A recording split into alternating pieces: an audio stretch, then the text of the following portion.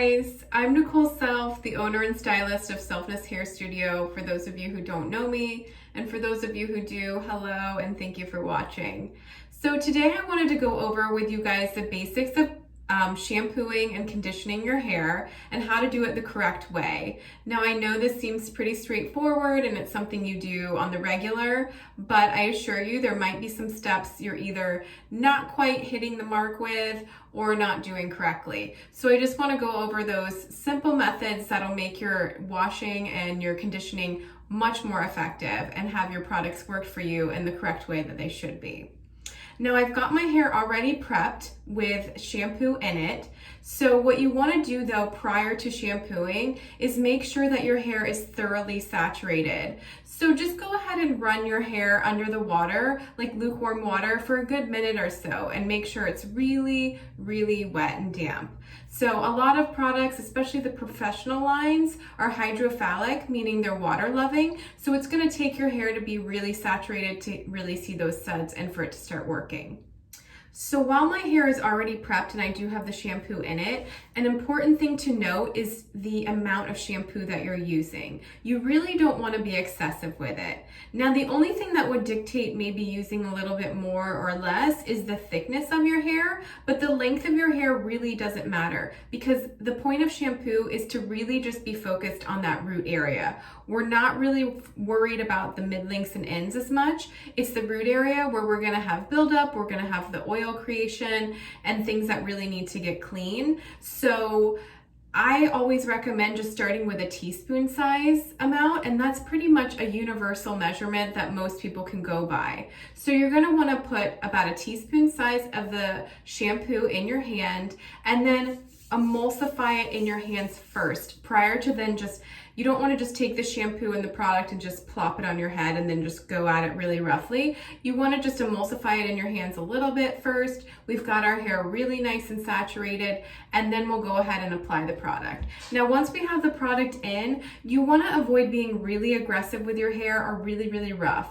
When your hair is in its wet state, it's super fragile. So we want to be extra gentle and mindful of how we approach this when we're shampooing. Please do not ball your hair up on top of your head and get really aggressive and rub your ends together like you might see in the movies or how even on commercials. That's not the right way to do it. You want to put the product in your hands, get it on your scalp, and then start by gently massaging. So you're going to want to work the product in just like this. And I'm working in small circular motions just with my fingertips. I start at the front there, as you saw, like near my temples, and I'm just going to work my way back all the way towards my nape. And then once it's there, I just work all the way up to the crown area, and I start back up here and then just make sure I get the top as well. Now, as you see, I'm really just focusing on that scalp, and using your fingertips to massage your scalp that way is going to ensure that you're getting a lot of the dead skin cells off, as well as any buildup that might be in your hair. Now, if you do have a little bit of the product left, you can gently just pull it through your hair like that. It really doesn't need to be aggressively rubbed in through those mid-lengths or ends. And then you'll just let it sit there for a minute, and then we'll get to rinsing. Okay, so I've got my shampoo rinsed out, and so our next step is to condition. Now with this, the less is more rule applies as well. However, the length and density of your hair will dictate how much product you need. As opposed to more of that teaspoon size that we want for the shampoo, it's kind of a universal measurement. For the conditioner, you may need a little bit more if your hair is super thick or very, very long. Mine is pretty short, so I don't need much. And a thing to note is most professional lines are highly concentrated, so a little goes a long way anyway. All right, so I'm going to take the product and get some in my hands. And again, I'm just using a small amount for my short hair here. And conditioner is really just meant for the mid-lengths and ends. We want to avoid getting any of this near the scalp or root area as to not make our hair oily once we get out of the shower. I hear a lot of complaints that they've got like oily roots and dry ends, and it might just be because they're really not applying the product correctly. So with the conditioner, we want to just put our product where we would put a ponytail.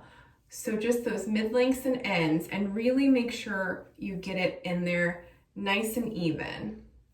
all throughout the hair. And again, I'm not being very rough with it. I'm just lightly placing it in there. Now, if I have a little bit of product left over, I might lightly graze the top, but I'm really not pushing that product in there. So I want this to make sure that it's really evenly distributed as well. So the best way to do that is with a comb. So I like to keep a little detangling comb in the shower with me.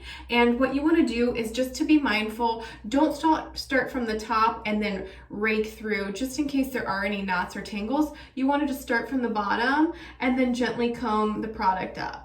And also make sure you're not raking into this and then dragging it through the scalp area there. We're really just kind of combing out that ponytail like would-be area with the product in it.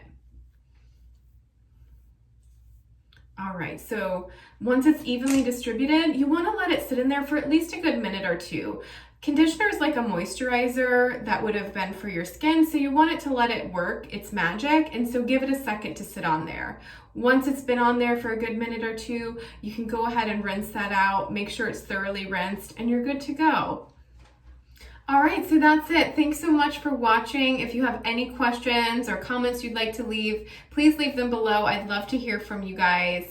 I hope you all are doing well, and I can't wait to see you soon.